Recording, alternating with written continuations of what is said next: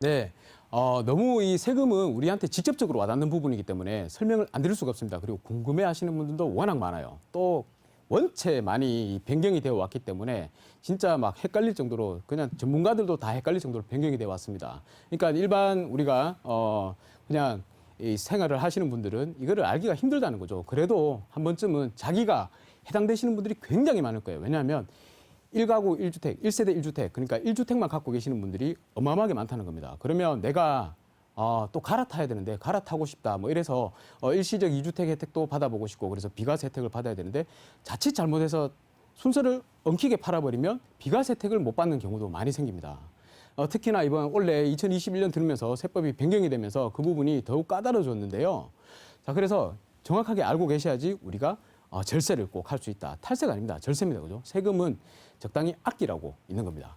자, 1세대 1주택 비과세 기산일이 변경이 됐고요. 올해 들어서. 그리고 장기 보유 특별공제에 대한 부분들도 많이 문의가 들어와서 같이 함께 다뤄보겠습니다. 이게 완벽하게 제가 정리를 했습니다. 한번 설명을 잘 들어보시죠.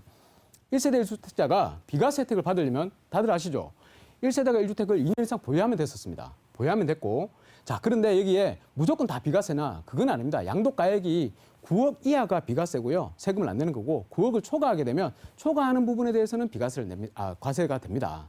그런데 초과하는 부분에 대해서는 또 우리가 장기로 보유하고 있었을 경우에는 장기 보유 특별공제라 그래가지고 또 어느 정도 공제를 해주기 때문에 세금 내는 게 많이 줄어들었죠.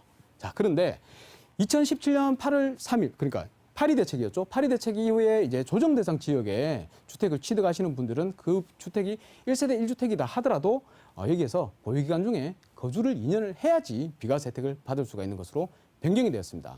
자, 그래도 2년 거주만 하면 됐기 때문에 뭐 언제가 됐든 2년만 거주하면 됐기 때문에 별 문제는 없었습니다. 근데 이게 바뀌니까 좀 어려워지는 거예요. 자, 일단 비과세 혜택, 1세대 1주택 비과세 혜택 좀 더 알아볼게요. 자, 거주 요건이 있죠. 이제 2년을 거주해야 된다 그랬는데 그러면 이 거주 요건이 언제 해당되느냐, 무조건 해당되느냐 그건 아니고요. 자, 2017년 8월 2일 이전, 그러니까 파리 대책 이전에 취득을 하셨던 분들은 아무 해당 사항이 없으니까 거주 안 하셔도 됩니다. 1세대 1주택이면 거주 안 하셔도 비과세 혜택 받을 수 있고요. 그런데 다만 8월 3일 이후에 취득을 하셨다. 취득을 하셨는데 그게 마침 조정 대상 지역 안에 있는 거를 취득을 하셨다. 뭐 서울이나 수도권이 되겠죠. 취득을 하셨다 그러면 2년을 거주를 하셔야 됩니다. 2년을 거주하지 않으면 비과세 혜택을 받을 수 없습니다. 그래서 내가 꼭 취득을 언제 했는지, 그때 당시에 조정 대상 지역이 있는지 확인을 하셔야 됩니다. 자, 취득 당시에 이게 조정 대상 지역이었냐 아니냐가 중요합니다. 취득 당시를 기준으로 판단을 합니다. 취득 당시에 조정 대상 지역이었다 하면 자, 양도 당시에 비조정 대상 지역으로 해제가 됐다 하더라도 취득세는 취득세의 비과세 혜택을 받기 위해서는 양도세 비과세 혜택을 받기 위해서는 2년 거주를 하셔야 되고요. 취득했을 당시에 비조정 지역이 있다 그러면 걱정하실 필요가 없습니다. 거주를 안 해도 상관이 없습니다. 자, 그런데 여기서 또 한 가지 문제가 발생했죠. 계약할 당시에는 비조정 대상 지역이 있는데 계약하고 잔금 치를 때 되니까 이게 조정 대상 지역으로 바뀌었어. 그러면 이제 이게 어떻게 되느냐 문제가 생기죠. 나는 계약할 당시에 모르고 했잖아요. 조정 대상 지역인지 비조정 대상 지역이라고 나는 여기에 취득을 했는데 이게 조정 대상 지역으로 바꿔버리면 굉장히 그 부담이 커져버립니다. 2년은 무조건 거주해야 되기 때문에. 그래서 자, 그때 당시에 조정 대상 지역일 이전에 지정일 이전에 계약을 체결하고 계약금을 쌌다는 그 증빙만 되면 요거는 거주 요건을 미적용하겠다. 근데 요게 중요한 게 뭐냐면 그때 당시에 무주택자, 무주택 세대에만 합니다. 요거 모르시고 내가 1주택 갖고 있는데 하나 더 계약 당시에 비조정 대상 지역이 있으니까 내가 계약을 했다. 계약금도 보냈다 해서 나는 이거 원래 갖고 있던 거 팔고 요거 이제 팔면 비과세 혜택 받겠지 그런 거 아닙니다. 그때 당시에 주택을 취득할 당시에 무주택자여야지만 요게 적용이 된다는 거 요게 부칙에 보면 확인할 수 있습니다. 자, 그거 알고 계셔야 되고요. 자, 1세대 1주택 거주기간, 보유기간이 이제 기산일이 변경이 돼버렸습니다. 뭐냐면 2021년 들어가지고 내가 만약에 2021년 1월 1일 그때 당시에 2주택 이상 갖고 있었다. 그러면 이게 1주택을 보유하게 된 날부터 보유기간을 기산해버린다. 새로 이제 리셋을 시켜버린단 말이에요. 그래서 2021년 1월 1일 현재 1주택만 보유한 경우에는 뭐 상관이 없는데 2주택 이상 보유하고 있었다 그러면 기산일이 완전 바뀌어버리기 때문에 굉장히 까다로워졌다. 그걸 알고 계셔야 되고요. 또한 거주기간도 기산일이 변경이 되면 보유기간하고 보유기간의 기산일이 변경이 되면 거주기간도 마찬가지로 변경이 돼버립니다. 그래서 만약에 내가 쭉 거주를 하고 있다가 다른 한 주택을 팔고 나서 이 주택을 팔아야 되는데 이게 기산일이 변경됐다 그러면 내가 여기 들어와서 다시 살아야 됩니다. 그만큼 힘들어졌습니다. 말로 설명을 드리니까 되게 좀 어렵죠. 그림으로 설명드리면 쉽습니다. 자, 내가 지금 2021년 1월 1일 당시에 다른 원래 다주택자였는데 다 미리 팔아버렸어. 팔아버리고 2021년 1월 1일 요때 내가 요 한 주택만 갖고 있었다 그럽니다. 그러면 이거는 요거를 팔 때는 내가 마지막 주택을 팔고 언제 팔아도 상관없습니다. 전체를 보유기간으로 충족을 시켜주고요.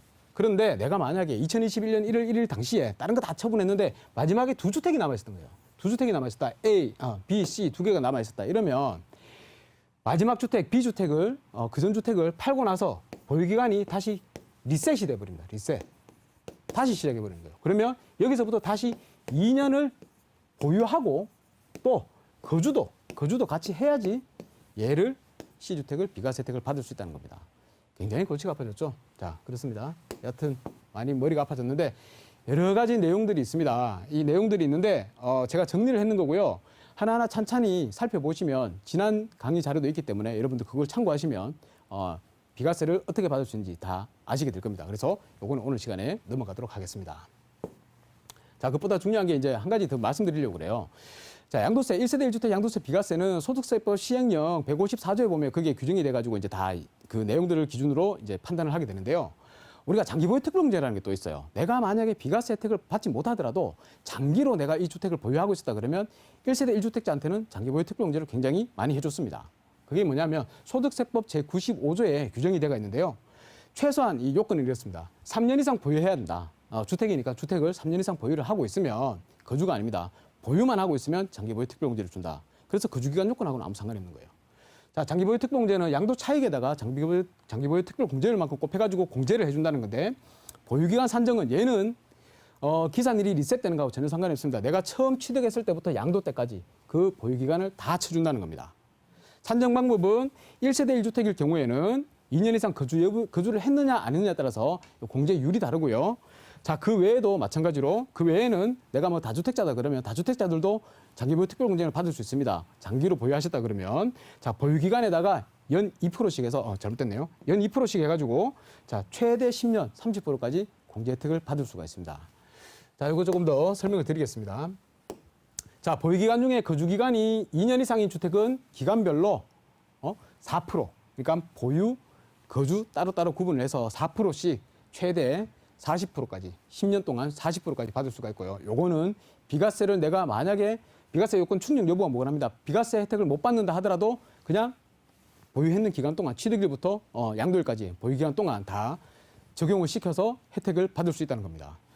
거주기간이 만약에 2년을 못했다. 그러면 어떻게 되냐. 4% 적용이 아니고요. 보유기간에다가 그냥 2%만 적용을 시킵니다. 최대 15%, 최대 15년 30%까지만 적용을 시킬 수 있고요. 자, 1세대 1주택 판정 시 소득세령 제 155조 2 요거는 뭐냐면 내가 두 주택을 갖고 있더라도 1세대 1주택으로 봐준다. 그런 내용들이니까 요거는 크게 생각을 안 하셔도 될 것 같고. 자, 네 번째로 1세대 1주택 장기보유 특별공제가 적용되는 경우 요게 그러면 언제냐? 자, 언제냐가 중요한데요. 자, 1세대 1주택 양도가액이 9억을 초과하는 경우, 그러니까 9억 이하는 비과세니까 상관이 없고 9억을 초과하는 부분은 과세가 된다고 했죠. 거기에서 이제 장기보유 특별공제를 공제를 받아가지고 할 수가 있다. 그리고 1세대 1주택 비과세가 충족이 되지 않았을 경우, 그러니까 이번에 리셋이 되면 비과세 충족 안 되는 부분들 굉장히 많으실 거예요. 그런 분들도 장기보유 특별공제는 다 받을 수가 있다라는 내용입니다. 그러니까 만약에 비과세가 안 된다 하더라도 너무 걱정을 하지 마시라라는 의미에서 제가 이걸 만들어 봤는데요. 자, 장기보유 특별공제 산정 방법입니다. 산정 방법은 자, 거주기간이 2년이 안 됐다 그러면 보유기간에다가 2%씩 곱하는 거고요. 최대 30%입니다. 한도가. 자, 2년 이상 거주를 했다 그러면 보유기간 4%, 거주기간 4% 나눠가지고 최대 80%까지 40% 한도입니다. 80%까지. 그러니까 10년까지 보유하면 10년 이상 보유할 필요는 없다라는 거죠. 그죠? 어차피 40%가 한도기 때문에 80%까지밖에 못 받습니다. 자, 1세대 1주택자 장기보유 특별공제를 산정할 때 보유기간, 거주기간은 1세대 1주택 비과세 판정할 때 보유기간, 거주기간하고는 전혀 상관이 없다. 무관하다. 한 번 더 중요하니까 내용을 적어놨습니다. 비과세 못 받아도 장기보유 특별공제는 언제든지 가능하다. 2년 거주만 했으면 내가 장기로 10년을 보유하고 있다 그러면 최대 80%까지 혜택을 받을 수가 있는 겁니다. 자, 여기서 확인해야 될 게 있죠. 내가 3년 이상 보유를 했느냐. 3년 이상 보유를 안 했으면 장기보유 특별공제 아예 못 받습니다. 그러니까 최소한 3년은 보유를 하셔야 된다. 2년 이상 거주를 했느냐. 거주를 할 경우에만 4% 공제율을 적용해 준다. 자, 요거는 리셋하고는 기산일 변경하고는 전혀 무관하다. 끝까지 받을 수 있다. 자, 예를 들어서 내가 보유기간이 2년이고 거주 기간이 2년이다. 그러면 몇 프로 받습니까? 장기보유 특별공제를 못 받죠. 왜냐? 3년 안 됐기 때문에. 3년 이상 보유를 해야 된다 그랬죠. 근데 보유 기간이 2년이에요. 그럼 아예 못 받습니다. 자, 그리고 보유 기간이 5년이고 거주기는 1년만 했다. 요즘 1년 하시는 분들 없죠. 다 2년 알고 계시니까. 1년만 했다 그러면 어떻게 됩니까? 팍 줄어들어 버립니다. 자, 일단 2%, 보유 기간 2%에 대해서만 산정을 해줍니다. 그래서 5년에 2%씩 해서 총 10%밖에 공제가 안 됩니다. 그런데 내가 만약에 5년 보유를 했고 2년을 거주를 했다 그러면 이때는 4%씩 적용이 되는 거예요. 그래서 5년에 대한 4%, 20%죠. 2년에 대한 4%, 8%에서 총 28%까지나 단지 1년 더 거주만 했는데도 이만큼 18%의 차이가 벌어집니다. 그만큼 아낄 수 있다는 거죠. 자, 그런데 최대는 무조건 15년을 내가 보유를 한다 하더라도 결국에는 자, 한도 때문에 10년 한도 때문에 40%까지밖에 공제를 받지 못한다라는 거 기억하셔야 될 것 같고요. 자, 일단 예제를 한번 설명을 해드리면 제일 편합니다. 자, 11년 동안 거주한 주택이에요. 11년 동안 거주한 주택인데 기산일 변경으로 해서 과세 대상이 돼버렸다는 거예요. 자, 이렇게 두 채를 갖고 있었는데 1월 1일 때 두 채를 갖고 있었단 말입니다. 그러면 종전주택을 팔고 비과세를 받으면 나머지 이 주택을 언제 팔더라도 비과세 혜택을 받을 수 있는데 잘못 생각을 해가지고 자, 나중에 취득한 주택을 먼저 팔아버려가지고 이 과세가 돼버렸단 말이에요. 그러면 얘는 다음 주택을 팔 때는 얘를 팔고 나서 2년을 더 보유하고 거주를 해야지 비과세 혜택을 받을 수 있는데 팔아버렸단 말이에요. 매도를 해버렸습니다. 바로. 그러면 어떻게 되느냐. 이때 A주택을 취득했는데 취득가액이 5억이고 팔 때 양도가액이 8억이에요. 그러면 양도 차익이 3억이 났죠. 3억이 났는데 여기서 이제 장기보유 특별공제가 들어가기 때문에 크게 걱정을 하지 않으셔도 된다. 왜냐? 내가 오랫동안 거주했잖아요. 그만큼 혜택을 준다는 겁니다. 장기보유 특별공제 어떻게 되죠? 10년 동안 보유도 하고 거주도 했어요. 기산일이 변경되든 말든 상관없이 나는 다 쳐준다. 10년 동안 다 쳐준다. 그래서 40% 해가지고 총 3억 원에 대한 80% 공제를 받죠. 2억 4천에 대한 공제를 받으니까 얼마가 나옵니까? 양도소득 금액이 6천만 원이 나오는 겁니다.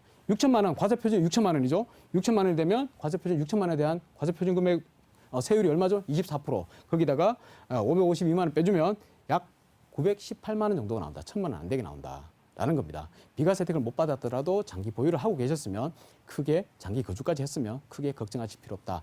요 말씀드리기 위해서 오늘 제가 이 강의를 준비했는 거거든요. 잘 머릿속에 꼭 넣으시길 바라고요. 혹시 설명이 이해가 안 되면 꼭 한번 다시 반복해서 재생해 보시기 바라겠습니다. 감사합니다.